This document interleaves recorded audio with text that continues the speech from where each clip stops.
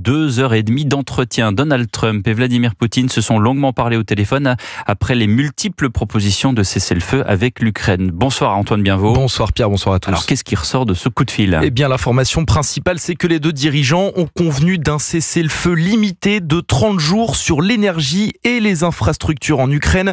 Cela inclurait notamment un arrêt des bombardements sur les centrales nucléaires ukrainiennes souvent visées par Moscou. Le Kremlin et la Maison-Blanche ne mentionnent en revanche pas un arrêt total des combats comme le voulait la proposition américaine scellée la semaine dernière avec l'Ukraine. Les deux présidents ont néanmoins annoncé des négociations immédiates au Moyen-Orient sur la guerre.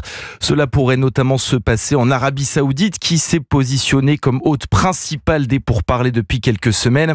Vladimir Poutine se dit de son côté prêt à discuter avec Donald Trump d'un possible règlement du conflit, mais pas à n'importe quel prix. Le président russe souhaite notamment un arrêt de l'aide militaire occidentale à l'Ukraine pour accepter un accord de trêve. Enfin, dernière annonce à retenir à ce stade, un échange de prisonniers de guerre est prévu dès demain. 350 personnes, 175 des deux côtés, devraient ainsi être libérées dans les prochaines heures selon le Kremlin et la Maison-Blanche. Merci de ces précisions Antoine Bienvaux.